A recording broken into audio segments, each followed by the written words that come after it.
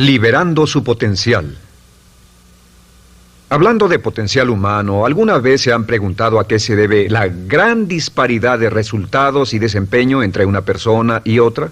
Una persona que percibe $250,000 anuales no es 10 veces más astuta ni mejor que una persona que percibe $25,000 anuales. ¿Por qué la diferencia de 10 veces sus ingresos? Y si tomamos a una persona que percibe $2,5 millones al año, ¿será esa persona 100 veces mejor, más astuta que la persona que gana $250,000? Imposible.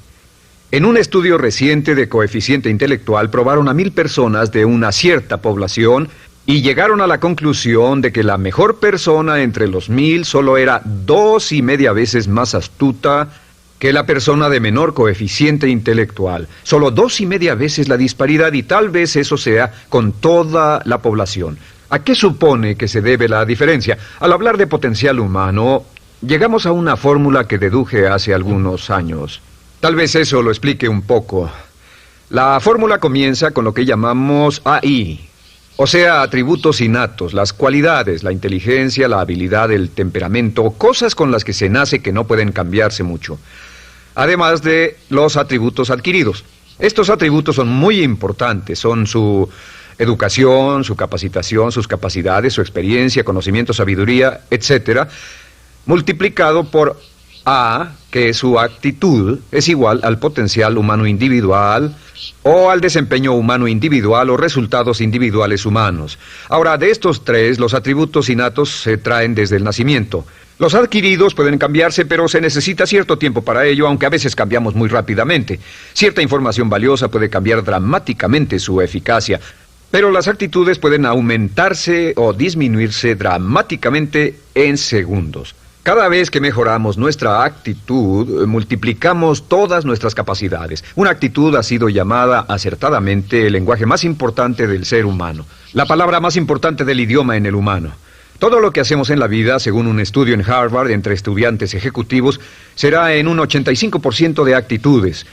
Un 85% de su éxito estará determinado por su actitud. Eso significa que está determinado por cuán positivo o cuánta actitud mental positiva se tenga. Las personas con actitudes mentales positivas tienden a avanzar más rápidamente, se mueven hacia la cima en organizaciones valiosas, ganan más dinero, sacan más satisfacción de la vida. Una actitud mental positiva no significa que baile por las calles y arroje flores. Solo significa que tome una actitud constructiva en general o se aproxime hacia su trabajo, su vida, sus problemas, relaciones, etc. Según el informe Cox de las empresas americanas, según la revista Success, un 85% o más de todo lo que se logra se debe a la actitud. Y la pregunta es, ¿de dónde vienen las actitudes? Las actitudes vienen de las expectativas. Muy simple, ya hablamos de eso. Y una forma muy poderosa de mejorar su actitud instantáneamente es decir, aunque no lo crea, pienso que algo maravilloso va a ocurrirme hoy. Como dijimos antes, nuestras expectativas sobre los desenlaces determinan nuestra actitud. Si espera que las cosas salgan bien, tendrá una actitud positiva. Si espera que salgan mal, tendrá una actitud negativa. Y lo maravilloso es que podemos fabricar nuestras expectativas. Podemos esperar lo que deseamos. Podemos esperar cosas buenas, cosas malas, y no nos decepcionaremos. ¿De dónde surgen nuestras expectativas? Nuestras expectativas surgen de nuestras creencias y de nuestros valores. Son el centro de los factores motivacionales de nuestra personalidad, nuestras creencias, y esto nos conduce a un entendimiento del potencial humano. Significa básicamente que nuestra actitud es una expresión externa de lo que está ocurriendo internamente, y esto es consistente con las leyes mentales. Con respecto a las creencias, cada uno de nosotros tiene muchas creencias en el fondo que los psicólogos llaman los conceptos propios. El concepto propio, o su descubrimiento, es considerado por muchos como el logro único y más importante para comprender el desempeño humano en el siglo XX. Yo estoy de acuerdo. El concepto propio es como, si queremos usar una analogía militar, el centro de mando. O si queremos usar una analogía técnica, es el programa central de su computadora básica. Es un grupo de creencias, valores, actitudes, sentimientos, ideas, etcétera, almacenadas en el fondo de nosotros y son el resultado de casi todas las experiencias que hemos tenido en la vida. Y algunos investigadores dicen que el concepto propio comienza a formarse aún antes del nacimiento, pero el concepto propio, una vez colocado, Precede, predice y determina sus niveles de eficacia y desempeño en todas las áreas de nuestra vida. El concepto propio se convierte en el centro de mando o el programa maestro. El concepto propio de este grupo de creencias determina lo que dirá, lo que hará, cómo actuará, cómo se siente y reacciona, etc. ¿Qué significa esto? Significa que todas las mejoras en su vida externa, todos los cambios en su realidad comienzan con un cambio en su concepto propio. Les voy a explicar lo que significa. Esta es una gráfica muy simple. Hablamos de potencial humano y decimos que la persona promedio usa un 10% o menos de su potencial. Según investigaciones, tal vez es mucho menos. El Instituto Stanford Brain en Santa Clara, California, estima que tal vez se aproxime a un 2%. Seremos generosos y diremos que la persona promedio usa un 10%. Significa que en los mejores casos, la mayoría, como usted o yo, no usamos un 90% de nuestro potencial. Uno de los mejores filósofos, Oliver Wendell Holmes, dice que la tragedia de la persona promedio es que llegan a la tumba con su música aún por dentro. Aún están funcionando con mucho menos de su potencial total. Y esto es el potencial humano. Sabemos que existe una relación directa entre el potencial humano y el concepto propio. Pero como nuestros conceptos propios o nuestras estimaciones de nosotros mismos generalmente son mucho menores de lo que debieran ser, nuestro nivel de desempeño y eficacia también es menor. Sabemos que nuestro concepto propio es altamente subjetivo. ¿Qué significa esto? Significa que el concepto propio, lo que pensamos que es cierto sobre nosotros mismos, no está basado en la realidad, está basado en información que hemos tomado y aceptado como cierto, hasta el grado en que creemos lo que sea de nosotros mismos y se vuelve cierto para nosotros porque actuamos de una forma consistente con ello. Algunas personas que leen sus horóscopos y creen en horóscopos predicen su futuro. Hay algunas personas que toman la crítica y las opiniones de otros a quienes ni siquiera respetan y hacen suyas esas ideas, dando un resultado muy negativo. Lo que piense, lo que acepte como cierto, se vuelve cierto para usted. También sabemos que como adultos tenemos una variedad de conceptos propios. Tenemos un concepto propio de cómo vestirnos, cuánto pesamos, lo que comemos, lo bien que podemos hablar en público, qué tipo de padres somos, qué tipo de hijos somos con nuestros padres, qué tipo de esposo o esposa somos, qué tipo de amante, de conductor. Lo interesante de manejar es que todos los hombres tienen un concepto muy positivo con respecto a esto. Las mujeres no entienden esto, pero los hombres nacen con un genio inherente para manejar. Todos los hombres son choferes excelentes. Si no lo creen, todo lo que tienen que hacer las mujeres que están viendo esto es pensar en la última vez que trataron de corregir la forma de conducir de un hombre y recordarán que no obtuvieron buenas respuestas. ¿Cómo respondemos ante alguien que desafía nuestro concepto propio, sugiriendo que no somos las personas que pensamos ser? Estamos a la defensiva, nos enfadamos, nos irritamos, es difícil que nos traten. Tenemos un concepto propio de lo creativos que somos, lo inteligentes, lo rápido que leemos, lo bueno que somos en los deportes, y si practicamos una gran variedad de ellos, tenemos un concepto propio para cada uno de ellos. Tenemos un concepto propio de lo bien que cocinamos, de lo bien que educamos a nuestros hijos, de lo bien que limpiamos nuestra casa, los autos que manejamos, etc. Y también de lo que valemos por lo que ganamos. Es muy interesante saber que nunca ganamos más del 10% de nuestro concepto propio en ingresos. Nuestro concepto propio determina nuestro nivel de ingresos. Este nivel de concepto propio se llama zona de confort. Y aunque querramos más dinero, veremos que la tendencia humana natural de todas las actitudes es luchar por lograr entrar a la zona de confort y luego quedarnos ahí. Si ganamos un 10% por encima de nuestro concepto propio de ingresos, tendremos una necesidad imperante de deshacernos de ese dinero. Lo donaremos, lo gastaremos en forma extravagante y hasta lo perderemos si recibimos demasiado. Las personas que ganan la lotería siempre están quebradas a los 2 o 3 años. Queman el dinero porque ese dinero está más allá de su concepto propio. Si gana 10% o menos de su nivel de concepto propio, se descubrirá luchando, trabajará más duro, más tiempo, pensará en forma más creativa, buscará diferentes formas para aumentar sus ingresos o sus segundos ingresos. La única forma de mejorar cualquier parte de su vida, incluyendo sus ingresos, es aumentando el nivel del concepto propio de sus ingresos, comenzando a pensar en usted como si estuviera ganando más dinero. Si quiere bajar de peso, la única forma en que podrá lograrlo es pensando en que está delgado. Piense en usted mismo como una persona más delgada. Si quiere volverse una persona más popular, más amorosa, más feliz o más sana, comience a pensar una y otra vez en esas cosas hasta que se vuelvan parte de su nuevo concepto propio. Hablaremos de eso más adelante. Es una parte esencial de la programación de su mente hacia el éxito.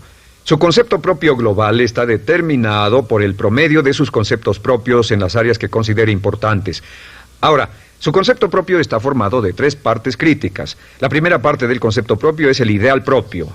El ideal propio es la persona que más desearía ser, es su idea de lo que constituye un ganador, es su visión ideal de lo mejor que puede ser usted.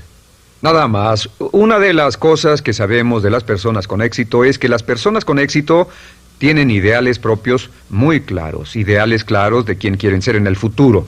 Las que no tienen éxito tienen ideales muy vagos. El número 2 es la autoimagen. La autoimagen es como un retrato de cómo se ve a sí mismo y lo que piensa de sí mismo.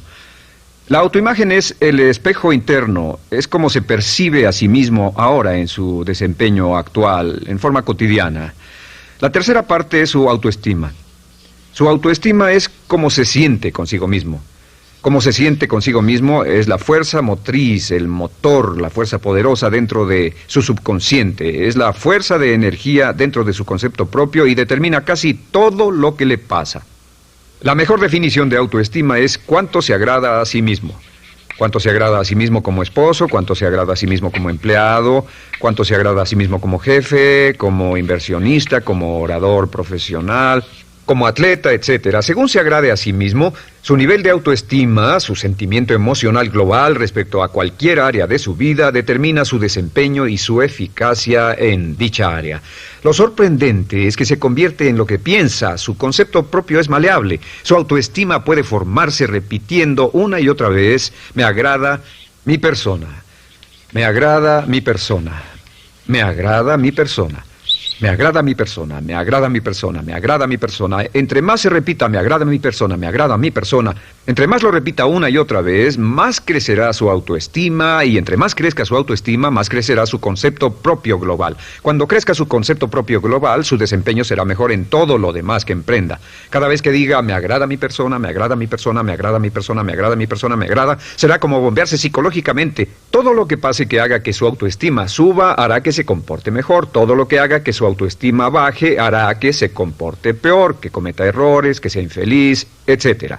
Un punto crítico de agradarse a sí mismo, sobre autoestima y agradarse a sí mismo, es que, número 1, nunca puede querer a nadie más de lo que se quiere a sí mismo.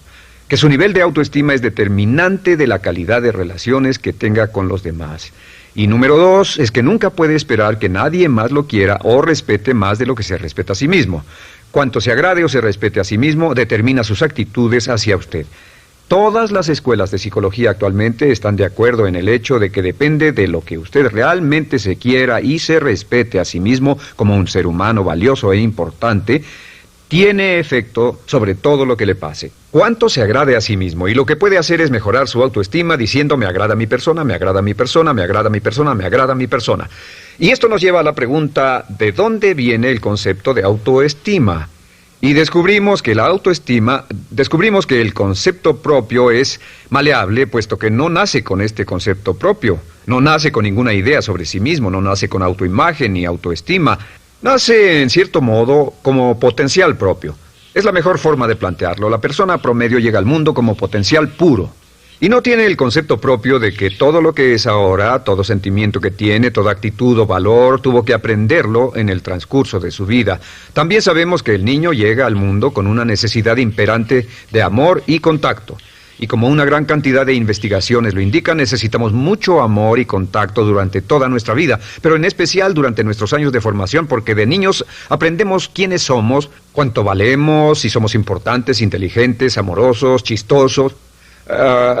Todo esto lo aprendemos por la forma en que nuestros padres nos tratan. Si nuestros padres, nuestros parientes, tíos o tías, en especial nuestros padres, nos tratan como si fuéramos realmente importantes, crecemos pensando que somos realmente importantes, pero si nuestros padres no lo hacen, pasa algo más. Sabemos que los primeros años de vida son los más importantes para el desarrollo del concepto propio, que un niño comienza a partir de cero. El niño nace sin saber quién es él o ella. Son sumamente valiosos el primero, segundo, tercero, cuarto y quinto años de vida.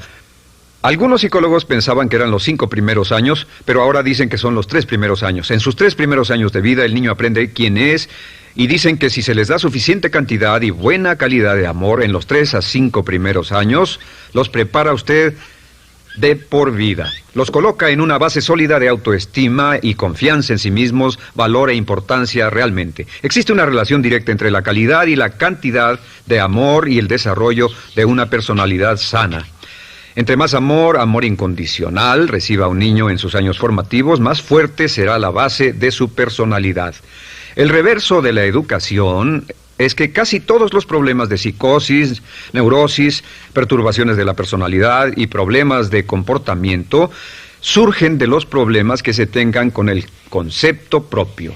Ahora observemos a los adultos. Aquí está nuestra personalidad adulta. Si nos observamos, podemos llegar a reparar nuestras bases, por así decirlo, repitiéndonos una y otra vez: me agrada mi persona, me agrada mi persona, me agrada mi persona, y llevamos ese concreto reparador hacia la base de nuestra personalidad. Los niños necesitan el amor como las rosas necesitan la lluvia. Los niños que carecen de amor a menudo mueren por escasez de amor. Es una enfermedad llamada marisma. Ahora, ¿qué más sabemos sobre los niños? Sabemos que los niños llegan al mundo con dos atributos notables.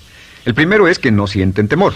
Los niños nacen sin temores. No temen a nada excepto a caerse y a los ruidos fuertes. Y esto se expresa en sus actitudes: yo puedo. Los niños llegan al mundo pensando que pueden hacer cualquier cosa, y quien haya criado a un niño hasta la edad de 3, 4 o 5 años sabe que debe pasar esos primeros años evitando que se maten, porque son como pilotos japoneses, porque no le tienen miedo a nada. Su segundo atributo es que llegan al mundo totalmente espontáneos. Dicen lo que quieren, hacen lo que quieren, son totalmente desinhibidos. Totalmente. Ellos no temen hacer nada de lo que desean, y esto se expresa en su actitud: no quiero. No tengo que hacerlo. Si ha tratado de controlar a un niño, lo habrá visto. Lo primero que dicen cuando comienza a darle órdenes, lo primero que aprenden es: no tengo que hacerlo. Claro, a veces cambiamos sus mentes de una u otra forma, pero estos son los dos atributos con los que los niños llegan al mundo. Llegan al mundo sin temores y desinhibidos. ¿Qué significa esto? Significa que nuestro derecho innato natural es no ser temerosos y ser desinhibidos.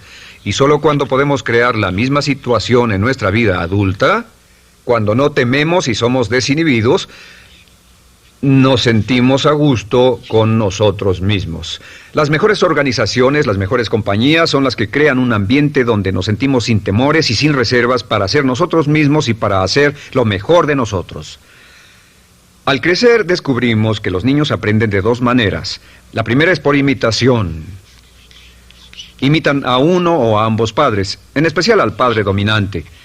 Algunas veces el padre dominante cambiará cuando crezca el niño, y a veces los niños imitan al padre, a veces a la madre, pero aprenden por imitación. Muchas características y hábitos que tenemos como adultos los aprendimos de nuestros padres. ¿Alguna vez ha tenido la ocasión de gritarle o reñirle a uno de sus hijos? Verá que le dice las mismas cosas que le dijo su padre a usted cuando era niño.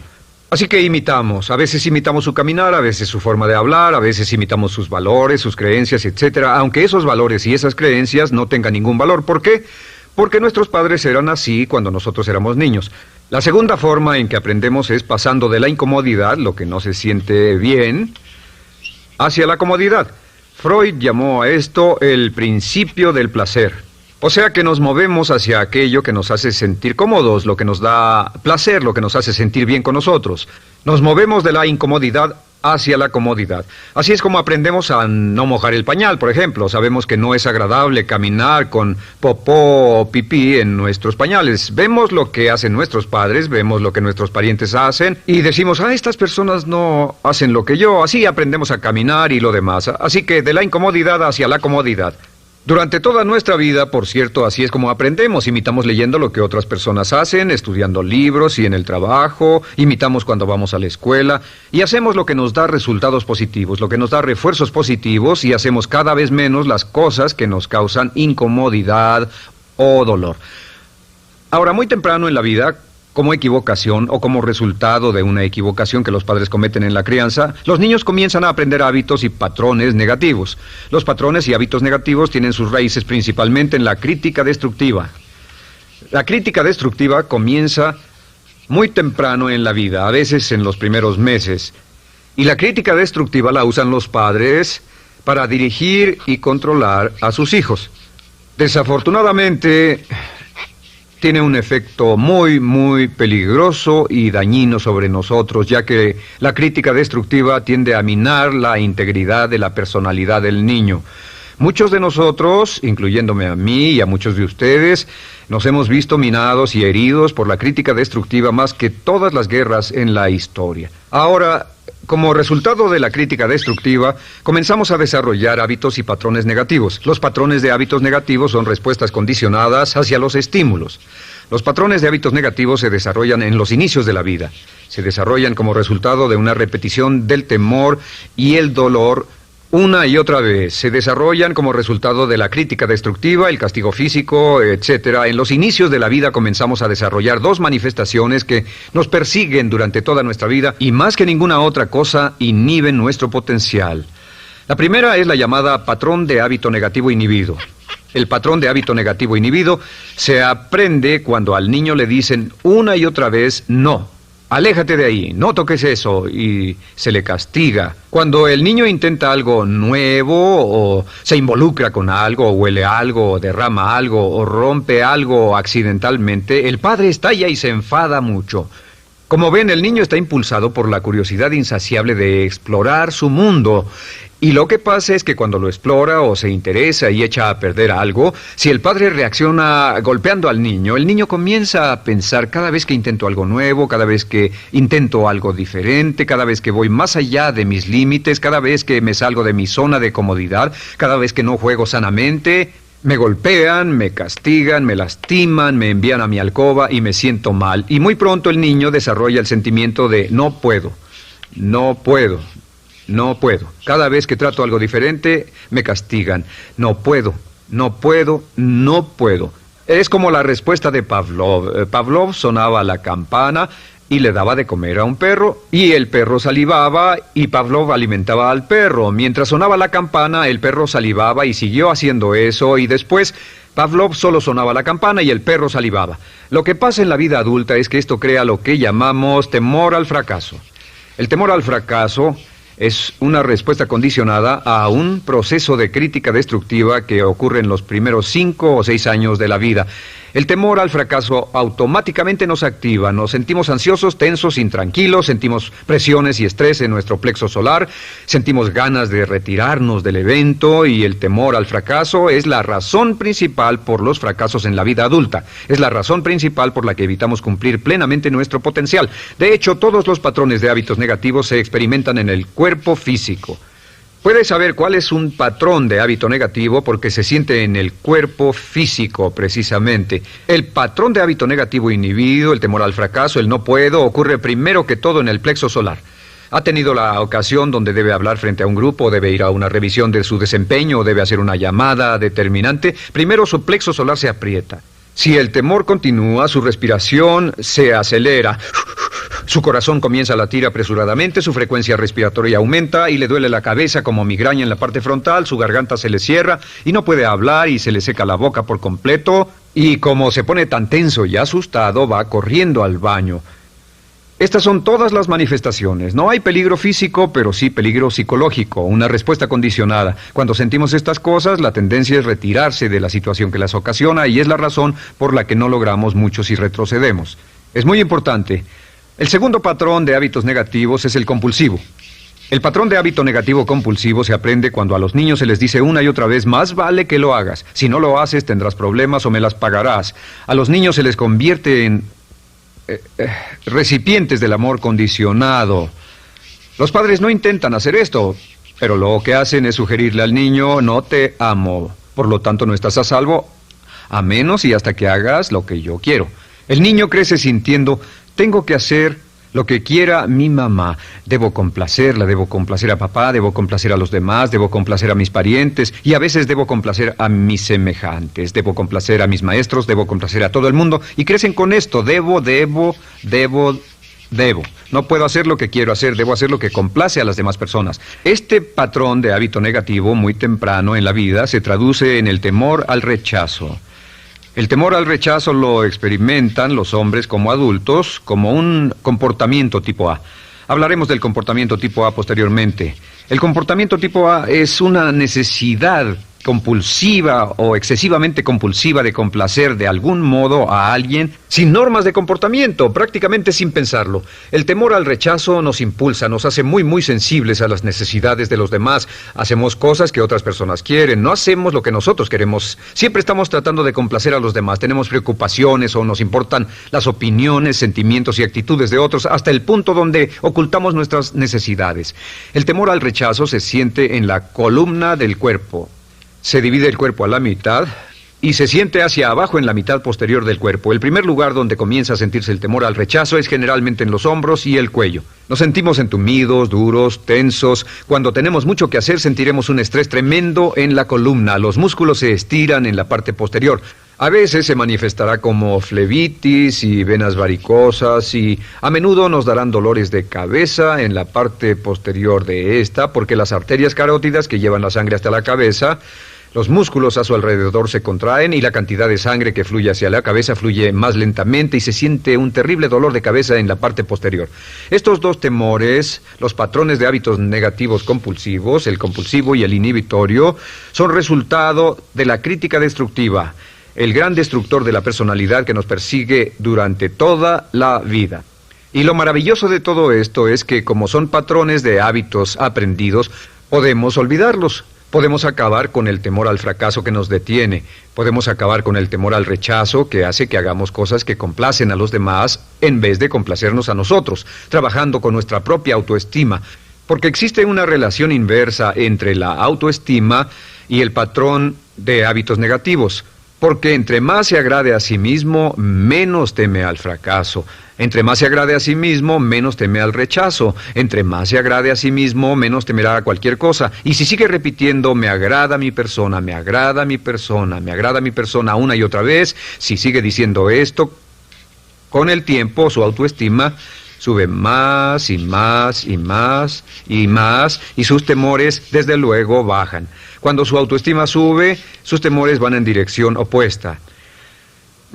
Ahora, ¿cómo enfrentar la crítica destructiva si debe criticar a otras personas? Pues eso es muy simple. Muchos padres nos han preguntado eso. ¿Cómo se controla a los niños? Una de las claves para controlar a los niños es dirigirlos para que hagan algo constructivo en lugar de hacer algo destructivo.